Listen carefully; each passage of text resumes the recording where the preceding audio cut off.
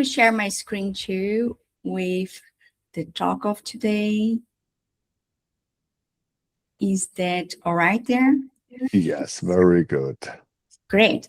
So today we are going to be talking about the new ways of building digital products, because everything has been about AI the last moments, but this is really not about AI. It's really about the process that we keep doing to build digital products. And in my case, as I am a team of one, I have been working by myself. I will be talking about how a person you'll be building their own digital products or digital products for others by themselves. So long ago, shipping a product meant really a team, a budget, and months of development. Since no code about 7 or 8 years ago, this has changed from really months to days or weeks. And these tools are there, and they make that the physical barrier or the disruption here is that we don't really have it anymore. We have now everything we need. There were a technical barrier that was huge, and it's gone. So as a team of one, during these 25 years, almost 30 right now, I have built 20 native apps solo using no-code tools. Also deliver over 300 projects to customers, sometimes some other projects that were my own too. And all of this as a team of one, just by myself, no engineering team. And yes, it included development, but no engineering team. I could do the whole process from zero to end. What actually changed, like I said a little bit before, it's that before we needed a team, and now one person can act alone. We needed before a lot of budget. We needed to define what would be the budget, how long it would take. Now it is really low cost, and it takes days to weeks, or sometimes like even in the same day, right? And before, the really big barrier was code. And now it's really decision making. So even if you don't know how to code, this is not a problem anymore, because you have the tools, you have AI to help you. And what is there that you need to do, it's really the decision to make it real. Then I will tell you now 3 stories and one single way of working. So in these 25 years, I built several products, but I will show you 3 examples. And this was the same way of working every time. So we will talk about a family of apps, a growing community, and AI-assisted rebuilding. So to start, remember, I told you about the barriers, right? So I wanted to build one single app, and I knew I could build one. So I started with that single one, and it became 12. And I really didn't expect that to grow, and I didn't plan it to grow. But I realized soon enough that this was a system that was repeatable, and I could build more things using the same system and the same idea. So it was built for real kids, real families, and I got a lot of feedback. And after I built the first, it became a family of 12. This was the case of the 100 Animals app. It's for education, it's for language learning, it's for kids. It's really simple flashcard app for them to learn and interact with it. They really learn cognitively, so they see an icon that represents the image of an animal. They will see a real image of the animal, so they will start to learn how to interpret an icon from a real image, for example, because we have real simplification there. Then there is the word that is being said, that is the name of the animal, like in the case dog, and also the word written, which would help them also to start reading. So start reading, starting speaking, and learning the difference between really simplification of real image and the real image of the animal itself. For a second, I started with a single event. I had really no interest or no idea to become larger than this. It was a simple app for designers to discover where to go next. They needed to get to events, online events mainly, and they were really lost. As a mentor, I saw this happening many, many times with my mentees. After their bootcamp was over, they did not know where to learn more, where to network. That is really important for designers. And this was grown about this special need. So they were really requesting this. And I saw a post on LinkedIn about UX events every week. And I noticed a lot of other people interacting with it. So I built the first version in 17 hours, published it. And after a year, I believe, it got to 1,000 users. And today's practically 8,000. So in 3 years, it grew with feedback. And like I said, I did really not expect that to be, but it's such a good example because things can just grow when they are visible, when you receive feedback. So when you really design and build and ship them. And the last example is, of course, everyone, like AI has been here between us for a while now, and everyone wanted to use it everywhere they could. And for me, it was, coming from this range of 25 years doing design was really another change, right? Like I started with graphic design, then I became a web design when web was a boom. And that for me was already a huge change, going from graphic design to web design, and later on to frameworks like with React and Angular, and then now AI. I realized like there were no code in between and we were using no code for so long, but still AI was another period where I needed to revamp everything. I need to rethink everything I was doing. I needed to decide which path I would go. And of course, if we have it and you help us be more productive, you assist us, because that's what I actually believe, that this is an assistant. It's a supportive partner, someone for you to brainstorm with, someone to you to gain more knowledge, or have someone to actually go against your own ideas. I think it's really helpful. So instead of just learning AI by itself or in a project for my customer, I just decided to rebuild my own portfolio that was 16 years without a revamp. So actually not 16, sorry. It was from 2016. So 10 years without a revamp.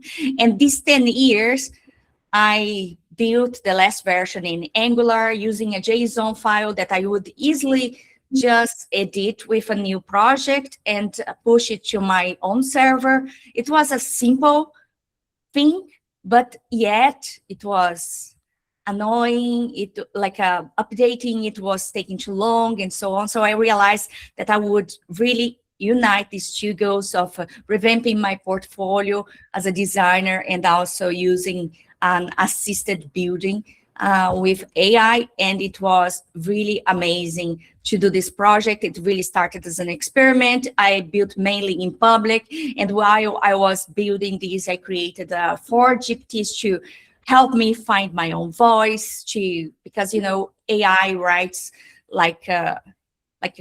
like everyone else is writing, right? So you really need to define your voice, to find how you write, how you speak. And it's really great, like when I have talks like this, that I can actually extract the audio and help AI to understand how I think and how I speak, because nothing of what I'm saying right now is scripted.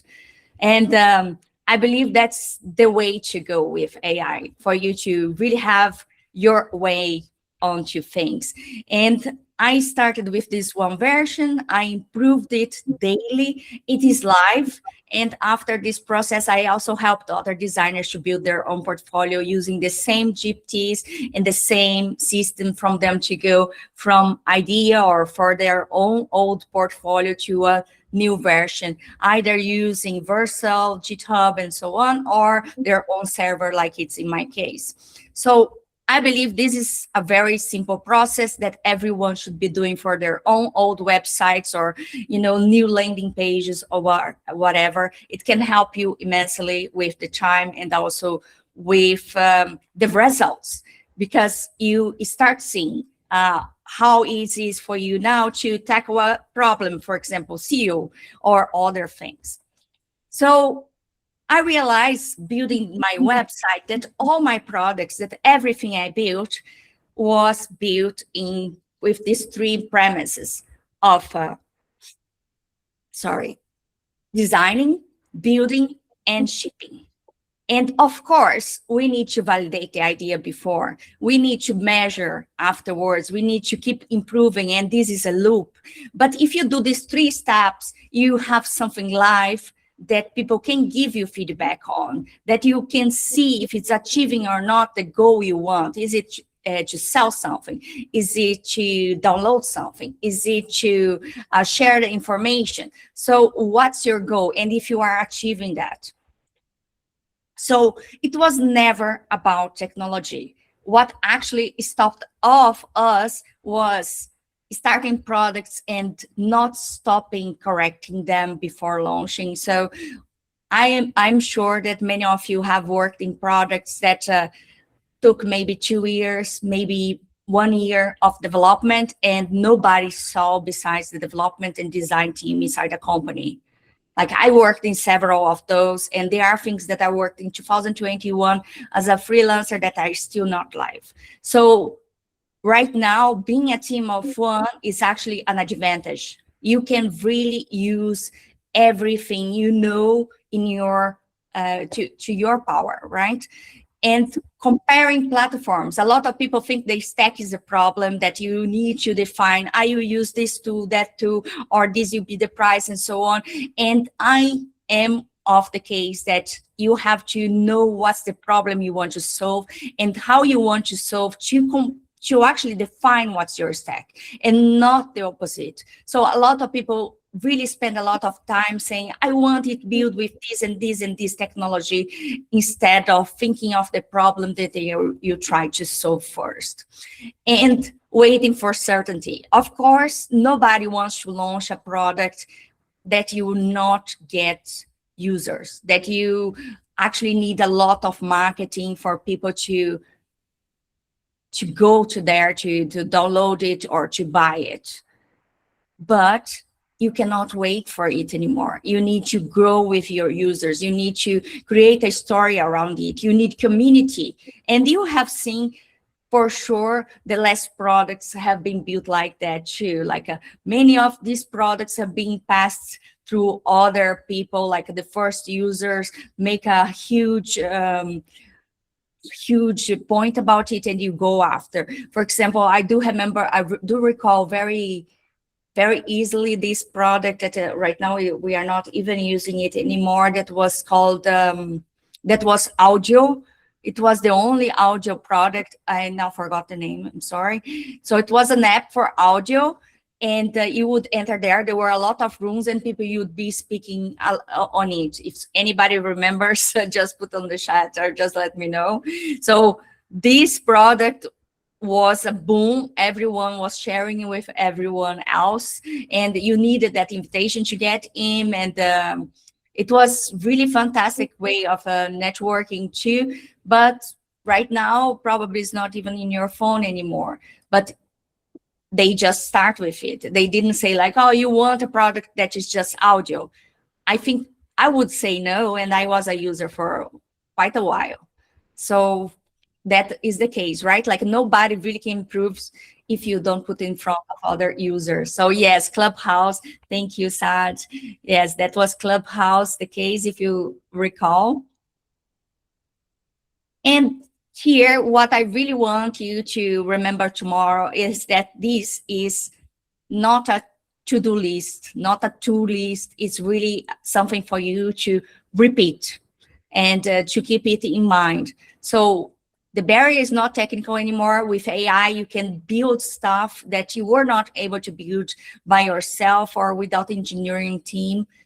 You can do it. Most of us have already tools and frameworks. As designers, we have a huge advantage. Or, if you are not a designer, if you are a developer, you also have a huge advantage. Or if you are maybe a product manager, you also have a huge advantage. The advantages are different for each field, but we all have advantage of understanding the product cycle, how things work and how they should work, and what could you test and what could you think before launch, but not go to the point where actually you stop building or stop launching to get feedback. And my last question that you should take in mind too is, what are you going to ship next? All right. Thank you very much, Karla. Really appreciate it. And thank you also for giving us time to have a little bit of a Q&A. Perhaps, if you don't mind, you can go back 2 or 3 slides. I think there was a lot of good things in there. Yeah, that's a good one. The one loop. I think there was not a question in the chat, but I will just open the floor. If anybody has questions, comments, feedback, or reflections, please jump in. I thought there was a lot of good things here. Tom, I see you're on mute. Do you want to say something? Let's see if he was just on mute. Anybody else? Comments or questions? Perhaps if you go one slide further more. I think there was a lot of, I like this slide a lot, number 9, but perhaps also slide 10. I think this connects also what we heard about at the Web Summer Camp, where you couldn't make it color. It's no longer the question of can we build something more? It's perhaps more the question of should we build something more, and what should we build? And now Casper asked about, I think really the question du jour, if you're okay with sharing a little bit, Karla, from your daily toolbox. Yeah, so I really love this question because I am not using AI tools. I'm not using this website, or that website. I'm using the main tools like Gemini. Then you have from Google, right? Like Google Gemini, you have Cloud Code, and then you have OpenAI and the Codex. So I'm using just the 3 tools. I'm trying to do everything I do with just them. And I am creating my own systems with it. So for example, I created a system to help me edit my YouTube videos. I created a system to manage the events I create, the to-do list, create reports. So I am creating my products and automations around the things I have using those tools. And those tools are available to anybody for $20 a month, right? Starting from there. So I am not using specific tools like, this website or another. All right, very good. Thank you very much. Anybody else? Any other comments? Andrew, perhaps anything from your perspective? Let's see. Andrew, I know you worked a lot also at the intersection of building and designing. No, I do. One question I have is how you work from a design perspective. Are you using what tools are you using? Are you using? Have you tried Figma code, and what type of integrations are you using from a design perspective? Okay, yeah, I use Figma daily. Like these slides were made on Figma too. I think Figma is still the tool for us to work, even though that cloud design is delivering some of the things, right? Like and maybe then you get to a better place. But most of the things I'm doing, I'm just connecting Figma NCP with Cloud Code directly. Then I'm creating design system with both of them connected, and helping support like repeatable components and libraries in between them. So nothing out of ordinary, I would say.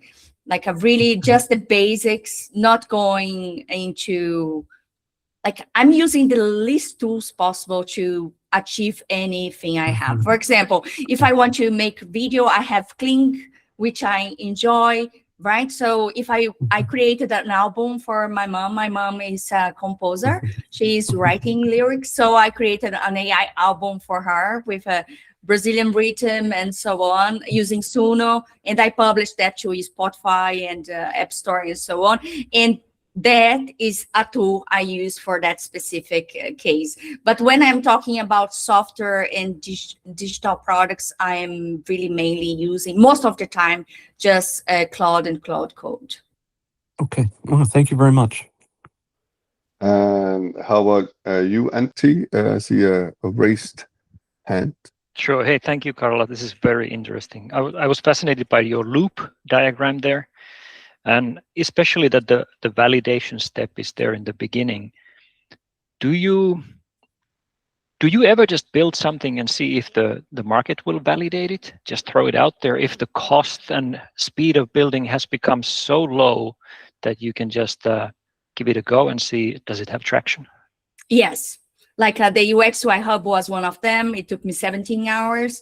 The 100 Animals, it started like this too. The first app that took, I think it was 11 hours. And those two, I just shipped and put it there and see what happened. Because it is so small amount that it will take so long for you to validate the idea, right? And even if you did not validate, in this step, you can do just a very simple research for yourself. Like, a competitor research, or see if there are products out there that use the same kind of idea, if they are in other niches, how many downloads they have. So this I did a little research but not really with users or anything. But afterwards, I did researches with users. So then it was users and, for example, kids and actual parents to try it on and to give me feedback. And the same case for the hub from growth from 1,000 and forward. Great, thank you. And then on the chat, there was a question from Tom, which I think actually also relates here to the one loop that's more on the measurement part. Okay, you emphasize shipping to get feedback. For someone starting out, what is the single most important metric of signal you look after shipping that tells you, yes, this is worth continuing to develop versus this needs a pivot? Yeah, that's a great question, Tom. Thank you so much. So in this case, these two cases I gave you already as example. In the case of the 100 Animals, I launched the app just in English. And then I start to realize that other people from other countries were downloading it. So I realized, oh, maybe I just could do another language. Like, for example, I am Brazilian, so why not do Portuguese? I also speak Italian, I also speak German, so why not? So I went into the 7 like this, but then I realized a really huge spike in China. Then I was like, wow, people in China are interested in this. This is interesting. So I did a Chinese version, which was flat.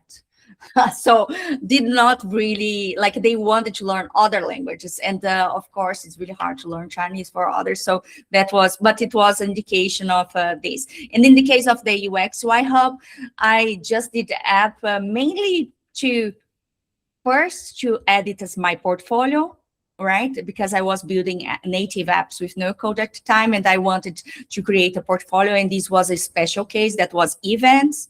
And then since it started to grow, when I had 1,000 users, that was the point. I was like, okay, this is not something just 100 people downloaded. Now I have 1,000 users. 1,000 users is a good number, I felt. So I realized, okay, I will just go around and ask a bit what these people want. And then I did a little research with them from inside the app itself. And after that, it started to change and it started to grow. So I would say that if I have one app too, that's called No Code Craft.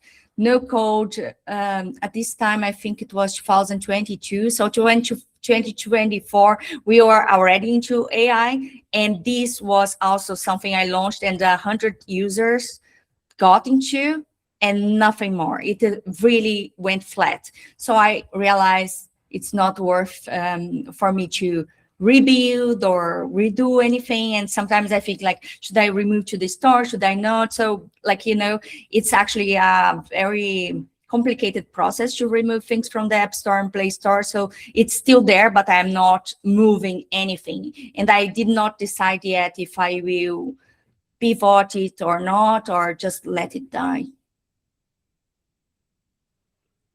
All right, Tom, I hope that was helpful.